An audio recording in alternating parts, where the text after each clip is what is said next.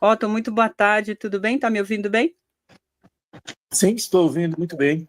Que bom, obrigada. Teve alguma difusão aqui de links, eu não sei o que aconteceu, o StreamYard está meio esquisito, mas eu agradeço, peço desculpas aí pela confusão de sala, você estava numa sala e era outra aqui no endereço que a gente está. O Otton Pereira Neves é secretário-geral dos sindicatos dos trabalhadores, servidores públicos do Distrito Federal. Ele esteve aqui com a gente no começo da semana para a gente tratar sobre a reforma administrativa, né, Otton? Queria começar te ouvindo. Primeiro, como é que você está avaliando esse cenário do Brasil atualmente? Antes da gente entrar propriamente na questão da reforma, queria te ouvir sobre esse cenário, né? O Congresso derrubou uma medida provisória importante para o governo, uma discussão que se faz nas ruas também sobre a questão do imposto, né? De colocar o rico no imposto e o pobre no orçamento. O governo está reforçando que vai manter aí a batalha para colocar bets e fintechs no imposto. Como é que você vê essa batalha? O Congresso está numa pressão? Você acha que é melhor fazer uma pressão maior das ruas? Como é que você avalia, hein? Boa tarde, é um prazer estar aqui com vocês e agradeço pela oportunidade. Veja só, inclusive é uma proposta do ainda então candidato Lula, né? Pobre no orçamento e rico no imposto. Tinha medida provisória, infelizmente o Congresso derrubou, mas é imprescindível a gente conseguir a mobilização, não apenas dos trabalhadores organizados, servidores e tal, mas também da população, do povo, porque o Congresso, a gente tem a avaliação que é um inimigo do povo. Então, para a gente reverter isso, com a lei eleitoral brasileira, é difícil apenas. Se não fosse a pressão do povo, a PEC da bandidagem tinha passado. Tá? Enfim, então, a alternativa da gente, das entidades, dos trabalhadores, e de todas as pessoas que pensam no bem-estar do povo, é a mobilização para reverter, fazer pressão no Congresso Nacional para reverter essa situação. A gente tem uma frase, um jargão, que diz o seguinte: esse Congresso é pior do que o anterior, mas é menos pior do que o próximo, em função das leis que regulam as eleições no Brasil, em função das emendas parlamentares, que é uma forma escancarada de compra de votos com dinheiro público, e por aí vai. Então, a única alternativa que nós temos, que é difícil, é a mobilização, porque há uma compra de consciência, né? Hoje em dia, com os PJs, né? Com esses motoristas de aplicativo, todo mundo acha que são empreendedores, né?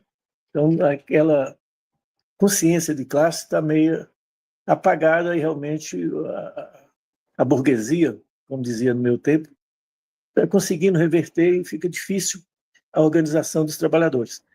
Mas o caminho é esse, da gente ir para a rua, dia 27, né, no domingo, foi um dia espetacular, teve uma junção, participação muito grande dos artistas, mas também os partidos de esquerda, os movimentos sociais, os sindicatos estavam lá.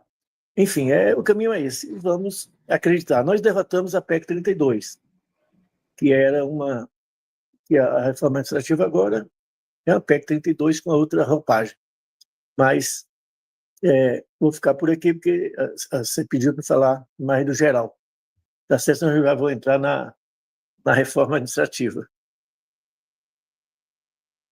Abrir aqui o microfone, vou aproveitar o gancho e vamos falar então da reforma administrativa. A gente, quando você esteve aqui no começo da semana, Otto, a gente abordou aqui, até coloquei um trecho do vídeo do deputado que é o relator da reforma, em que ele fala que a proposta não vai alterar a estabilidade, não vai mexer com a estabilidade dos servidores. No entanto, ele fala de do que ele classifica como meritocracia, e que isso vai medir a qualidade do serviço, etc., mas que isso não vai ser uma demissão imediata do servidor, em termos gerais, a afirmação de que não mexe com a estabilidade já se contradiz com essa afirmação de que pode ser demitido de acordo com as metas não cumpridas. Como é que você vê essa proposta, essa discussão? E, ao mesmo tempo, queria que você fizesse uma análise também daquilo que se entrega à população, né? É preciso entregar um serviço de qualidade para a população, mas isso não é só a responsabilidade do servidor, não é isso? Tem mais gente responsável por esse serviço, não? Não, exatamente. Está havendo, na minha avaliação, um sofisma, hipocrisia muito grande, porque eles querem vender gato por lebre, né? É evidente que a estabilidade está colocada em jogo a partir do momento da avaliação de desempenho que eles querem implementar, né? Semana passada, o Haddad falou, deu entrevista, né? Eu acho que foi na Record, ou na Band, dizendo que, vou pegar aqui a frase dele para mim, que imposto, que o Brasil tem imposto do primeiro mundo e serviço de terceiro mundo. Então, querer jogar a população contra o trabalhador. Quero ver as condições que nós, trabalhadores do serviço público, temos para entregar o serviço adequado de qualidade para a população. Nosso percentual de servidor do Brasil é um dos menores do mundo. A gente perde para países aqui vizinhos, Paraguai, Uruguai, em termos de percentual, a gente tem em torno de 8% da população dentro do serviço público, enquanto o próprio Estados Unidos, que é um sistema, império, tem 13%, quase 14% dos norte-americanos dentro do trabalhando no serviço público, né? Então, as condições que a gente trabalha são bastante precárias em todo o Brasil, nas 3 esferas, municipal, estadual e da União. Portanto, é uma hipocrisia o que ele está falando, e usando a cortina de fumaça, qual seja que a PEC, o PL complementar e o PL ordinário, né, são as 3 peças, fica colocando que vai cortar privilégios, os supersalários, férias de 60 dias. Eu pergunto, qual o percentual de trabalhadores do serviço público que ganha acima do teto, né? Qual o percentual de servidores que tem férias de 60 dias? Eu defendo férias igual dos professores. Tem que ter mesmo recesso, tem que ter férias, porque é extremamente cansativo lecionar, né? Então, eu acho que é correto. Mas esse não é o problema. Então, estão jogando isso para a população achar que todos nós, servidores, temos salários altíssimos, enfim. E a gente está percebendo. No caso dos professores, inclusive, que o senhor citou, os professores, por exemplo, eles trabalham a jornada em sala de aula, mas tem uma jornada fora da sala de aula, que é a preparação das aulas, né? Assim como outros profissionais do serviço público, né? Exatamente. Essa jornada dupla, na maioria das vezes até tripla, né? Que quando é professor ainda tem que cuidar de criança, de casa, enfim. Então, está jogando uma situação para tentar, a gente está chamando o cavalo de Troia, né? Porque nada disso aí, se quiser reduzir férias, cortar salário de quem está ganhando acima do teto, não precisa de PEC, não precisa de nada disso. Já tem projetos lá no Congresso que tratam disso, só aprovar. Na verdade, o que eles querem é reduzir o gasto com o serviço público, com a saúde, com a educação, com proteção do meio ambiente, com cultura. Eles querem reduzir isso para dar um nicho para a iniciativa privada explorar esses serviços, né? Então, isso aí tem que ficar claro, que a gente tem que ter essa batalha de mobilizar e de conscientizar os trabalhadores, começando pelos servidores públicos, porque só mudam a realidade a partir do momento que a gente a conhece. Hoje a gente teve um seminário no sindicato para diretores e delegados sindicais, só explicando detalhadamente o que é a reforma administrativa. E, incrível que pareça, tinham lá 50 diretores, tinha vários que não tinham a menor ideia do que estava acontecendo. Imagina o povão, né? Enfim, então essa a nossa batalha de conscientizar, mobilizar e denunciar as mentiras, essa cortina de fumaça que o governo, eu falo governo que a gente percebe também que há uma certa complacência ou anuência do próprio executivo, especialmente dos técnicos do MGI. Então, a gente sabe que isso iniciou lá no parlamento, num órgão que não existe no regimento da Câmara, que é GT, Grupo de Trabalho, enfim. Mas a gente percebe também que há uma certa anuência, concordância do próprio executivo, através especialmente do MGI. Por isso que a gente está, já há alguns meses, querendo uma audiência com o presidente Lula, para alertá-lo e depois ele não falar que não sabia o que estava acontecendo. Né? A gente conseguiu derrubar um dos itens, que era um dos mais prejudiciais, que era o contrato temporário de 10 anos, com estabilidade. Imagina como é que... outra hipocrisia, como é que você tem estabilidade durante 10 anos? Na CLT, antes do regime militar que mudou, qualquer trabalhador era o contrário. A partir de 10 anos no trabalho, tinha estabilidade. Agora eles querem reverter que a estabilidade só vai até 10 anos. Realmente um negócio para enganar o povo, né?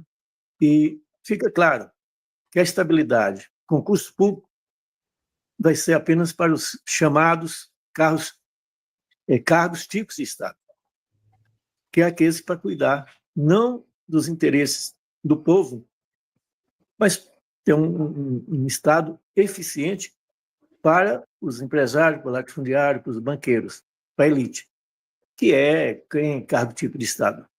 É Banco Central, é a segurança, é a arrecadação, é a fiscalização da arrecadação, e não a fiscalização para verificar as invasões de terra dos indígenas, ver o meio ambiente. Esses aí não está. A ideia do governo, já estou falando do governo, porque a gente percebe, né, repito, uma certa anuência do governo, é ter servidores de duas categorias. Né? A primeira categoria para servir esse Quando Estado você aí. cita o governo, é porque a ministra, segundo o relator, a ministra Esther Dweck participou desses debates todos e tal, mas ainda a gente vai saber a posição do governo efetivamente dentro do plenário, né? Como é que o governo vai se posicionar dentro do plenário. É claro que essas propostas já desenhadas mostram um pouco. Enfatizando aqui aquilo que você está dizendo aqui para a gente, a proposta que está na mesa, na sua avaliação, na avaliação dos trabalhadores, ela reduz privilégios, mas é de uma minoria, mas atinge uma maioria de servidores que não tem esses privilégios, e, na verdade, não vai atender o que demanda a proposta, né? Que supostamente demanda a proposta, não é isso? Exatamente isso. Na verdade, eles colocaram esse combate aos privilégios, como uma cortina de fumaça para enganar o povo, tá certo? E isso aí, você tem ideia, quem ganha acima do teto é 0,6%. Então, é uma coisa pequena. Não é que eu estou defendendo que tem que ter, mas para isso é só aplicar a lei atual. Né? Ninguém pode ganhar mais que o teto, mas dá um jeito de furar. Então, isso aí é só para enganar e passar o que eles querem. Como dizia lá o ministro, né, do Meio Ambiente, na época, naquela reunião, para passar a boiada. Eles estão falando de cortar privilégios, que não precisar de PEC para isso, é só aplicar a lei atual. Enfim, é isso que está em jogo, e a nossa O desafio nós, do movimento sindical em especial, é esclarecer, conscientizar e dizer que nós, especialmente do executivo, que não são desses cargos, carreiras tipo de Estado, melhor dizendo, nós seremos jogados numa vala comum, onde quem já aposentou será extremamente prejudicado e quem vai aposentar também, porque estão uma série de carreiras novas, interessantes, mas que não contempla os quase 800 milhões do Executivo Federal. Estou falando do Executivo, mas isso também serve para estados e municípios. Então, na verdade, quer jogar a maioria absoluta do funcionalismo numa vala comum e sermos substituídos por outros servidores de forma precária, né? Que tem várias formas que eles estão implementando de precarizar. O Supremo deu uma ajuda também, quer dizer, está tudo confluindo contra a gente. Quando o Supremo autorizou a contratação via CLT de servidor público. Hoje, qualquer ministro pode contratar servidor pela CLT. O governo disse que não vai fazer isso agora, no atual governo, mas está na Constituição. Nosso regime jurídico único não é mais. A gente tem agora contratações por CLT. Os estados e municípios também já estão contratando muita gente via CLT.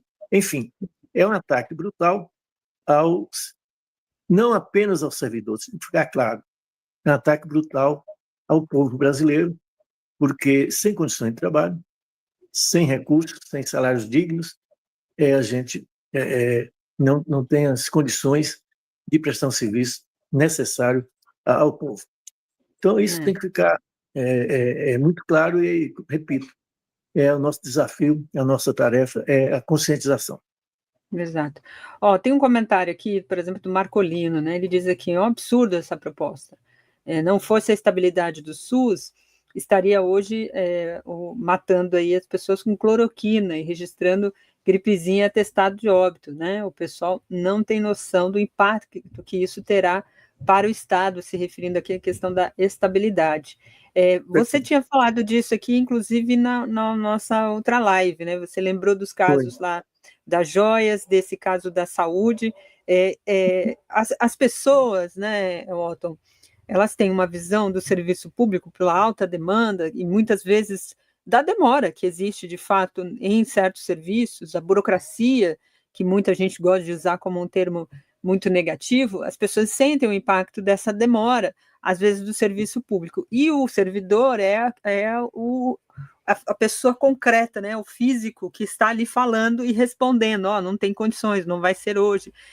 Ou se as pessoas chegam numa repartição pública para algum serviço e vê lá os servidores andando de um lado para o outro, fica achando que não está fazendo nada. Enfim, essas situações todas que eu citei aqui é um cotidiano da vida das pessoas. Você, como servidor, pode aqui externar para a gente um pouco das dificuldades que tem um trabalhador dessa área, muitas vezes sem recursos, às vezes sem insumos para produzir, fazer aquilo que é necessário. Hoje se fala tanto de inteligência artificial e mecanismo que possa agilizar os serviços, mas os servidores hoje enfrentam uma situação de muito sucateamento em muitos serviços, e o dinheiro às vezes não chega da melhor forma para atender aquele servidor.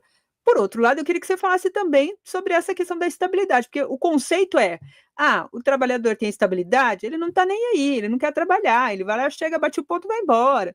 Aquelas conversas que surgem sempre na fila, eu queria que você falasse sobre isso, porque é o que geralmente as pessoas pensam sobre um servidor público. E é uma visão, às vezes, externada de forma de entretenimento nas novelas, numa comédia, num programa de TV, é sempre externado dessa forma. Como eu lembro da Grande Família, né, que só tinha um que trabalhava, que era o Linneu. E ele era odiado na repartição, porque ele queria fazer tudo certinho e trabalhar, e os outros queriam ficar. Enfim, eu estou citando um exemplo dessa forma de estereotipar o servidor e, ao mesmo tempo, casa com muitas vezes a visão dessa demora que as pessoas têm do serviço público. E aí todo mundo vai julgando o servidor como esse personagem. Como é que você vê isso e como é que você rebate isso, inclusive? Tá. Primeiro, sobre a estabilidade, você lembrou muito bem da história das vacinas, era $1, né, por cada vacina. Eu tive o privilégio com um colega meu que sou do Ministério da Saúde, né? Viu, Daiane? O servidor, a estabilidade, não é garantia de emprego. Eu tenho um conceito que não tem empregado ruim. O chefe que é ruim, entendeu? Às vezes não sabe cobrar e tal. Qualquer servidor hoje que não cumpre suas tarefas e dizia pode ser demitido. Existe o processo administrativo disciplinar que permite a demissão. Inclusive no governo do PT, muitos são demitidos e são necessários, né? É evidente que o sindicato defende até o fim, mas a gente percebe que está errado. O governo tem esses mecanismos, mas quem julga e quem apura são servidores estáveis e não o chefe de plantão. É uma comissão formada por servidores estáveis que vai apurar o ilícito que aquele servidor cometeu, com todo direito de defesa e tal. Isso por um lado. Por outro, a sobrecarga, especialmente, olha, na saúde e na educação. Eu tenho também uma postura que eu não coloco meus filhos em escola privada e nem tenho plano de saúde. Eu vou aqui no SUS, e perto de cá tem um posto, tem um hospital regional, e eu sei da dificuldade. Agora, você tem que entender as condições que aqueles profissionais da saúde trabalham. Assim, é desumano, né? O médico, às vezes, tem 2, 3 empregos porque o salário é baixo. Os outros profissionais paramédicos também, na maioria das vezes, têm mais de um emprego. E isso, na base do Sindicep, nós temos alguns hospitais públicos, né? O hospital o HFA, um grande hospital, a base lá é nossa, né, representada pelo Sindicep-DF, HUB, esses hospitais da Marinha e da Aeronáutica e do Exército, né, são que os militares têm quatro hospitais, tem um por força, né, e tem o HFA que é geral. E esse pessoal é vinculado ao Sindicep e a gente percebe a dificuldade e a precariedade das condições de trabalho deles. Portanto, eu faço isso, não só meu filho está em escola particular, pública, né? E a gente usar também a rede pública de saúde, para a gente sentir na carne, né? Eu tenho essa mania de sentir na carne para poder ter uma avaliação mais precisa das coisas, né? Às vezes estão falando, pô, esse cara ainda tem filho na escola? Tem. Eu tenho 4 formados na NB, uma está formando e mais 2 pequenos, tem Porões que está aqui perto de casa, na escola classe. Enfim, e aí eu sinto na pele as duas coisas. Primeiro, a dificuldade da gente ser atendido, as salas de aula são cheíssimas, né? O posto de saúde também, enfim. Mas isso é redundante, é consequência das condições de salário e de material, equipamentos e mais pessoas, mais uma força de trabalho maior, mais adequada para prestar aquele serviço tão necessário e bastante exigente das pessoas. E você não pode errar na saúde, na educação. Se errar, compromete a vida das pessoas, né? Portanto, eu tenho uma avaliação muito precisa, que é difícil você usar o serviço público, mas não é culpa do trabalhador. Pode ser um ou outro, mas isso é exceção e para isso tem um remédio do processo administrativo disciplinar. Enfim, essa é a minha avaliação, que o governo, ao invés de dar 50 bi, o governo não, o Estado, para emendas parlamentares, deveria estar aplicando esse dinheiro na saúde, educação, cultura, né? Aquilo que interessa diretamente ao povo. Sem falar nos em torno de 800 bi de juros da dívida pública. Quer dizer, tudo isso sai de onde? Sai dos impostos, que é produzido por quem? Pelos trabalhadores. Não estou te ouvindo, Dayana? Fechei o microfone, agora abri. Obrigada. O Túlio diz aqui, endossando nosso título, né, abaixo o rentismo das bets, diz ele aqui no chat. O Marcolino endossa aqui, né, como toda reforma administrativa, né, ele bota aqui entre aspas, isso vai servir para equilibrar as contas nas costas, ele fala dos Barnabés, né, dos trabalhadores. Esse discurso de equilibrar conta, sanear o Estado, né, fiscal, fazer um saneamento fiscal, isso é sempre também a tese do discurso que se faz para as reformas, e vale também quando o assunto é CLT, inclusive, né, a reforma trabalhista foi muito nessa linha, se paga muito imposto, precisa reduzir para poder contratar mais, e a gente nunca vê essa contratação efetivamente acontecer a partir dessas isenções que acontecem. Um outro ponto que você trouxe, você falou algumas vezes, essa questão do trabalho temporário no serviço público. Muitos municípios, estados e o próprio governo federal têm muitos trabalhadores temporários. Você falou dessa coisa temporária dentro da reforma que eles estão propondo. Eu queria que você fizesse uma junção para explicar um pouco melhor para as pessoas entenderem o que é isso, né? Como é que seria isso? Seria um contrato de 10 anos, é isso que você citou, né? E também do contrato temporário que existe hoje, como é que ficaria esses trabalhadores que tem muita gente, como os chamados terceirizados, né, dentro do serviço público. Como é que você vê essa questão também, hein? São duas coisas distintas, né? Distintas. Uhum. O que está na proposta dessa reforma atual eram contratos concursados com estabilidade de 10 anos. Uhum. É isso que eu chamei a atenção. O que a pessoa vai fazer depois de 10 anos, né? Então, isso é uma coisa que nós conseguimos derrubar.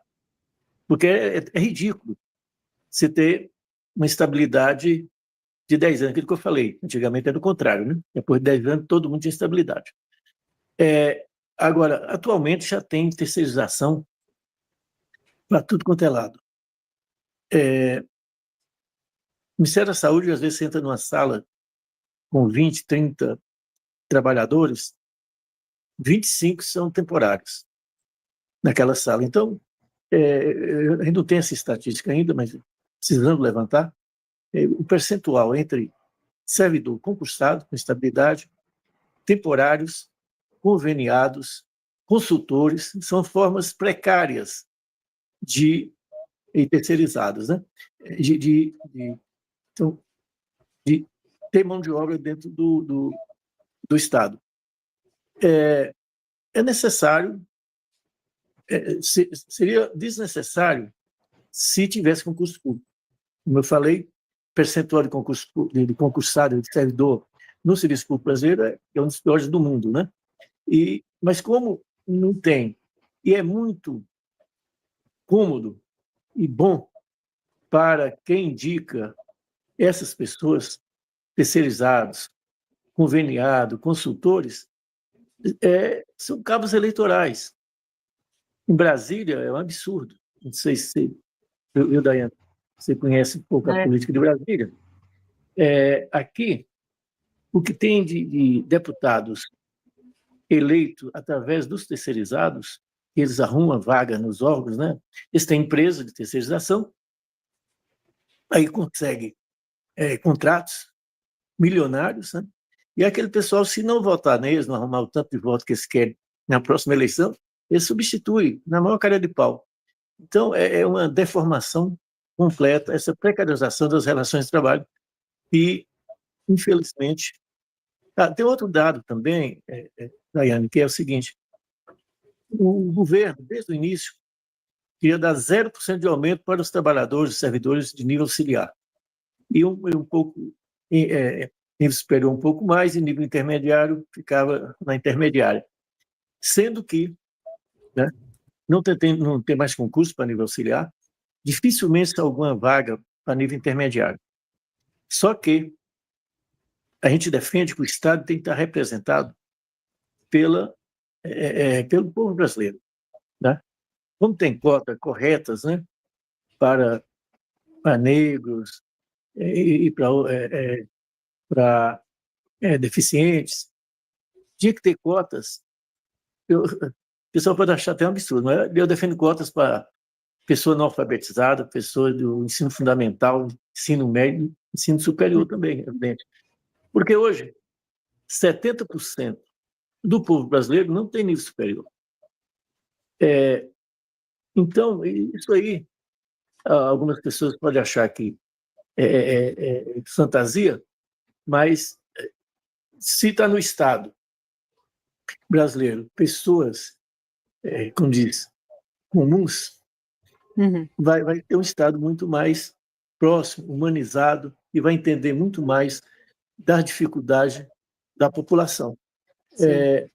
Então, é isso que a gente defende. Hoje, essa precarização está enorme, como eu falei, precisamos fazer uma estatística, um levantamento, que não é fácil, de como está essa proporção de servidores estáveis e servidores de contratos e relação de trabalho precarizados. Perfeito. Muito bom, Otton. A gente trouxe aqui alguns esclarecimentos. Queria muito agradecer sua participação, desejar boa luta aí. Vamos tentar manter aqui o contato com vocês para que a gente vá monitorando aqui o andamento tanto da reforma da proposta lá no Congresso, a tramitação dela, mas também do rumo aí das mobilizações dos trabalhadores. Boa luta e bom trabalho, viu? Eu queria convidar todos para toda terça-feira, 8h30 da manhã, estar no aeroporto, recepcionando os parlamentares contra a reforma administrativa, e toda quarta, 9h, na entrada do anexo 2 da Câmara, também com o mesmo objetivo. E dia 29 de outubro, uma quarta-feira, teremos uma marcha nacional em Brasília. Né? Oi?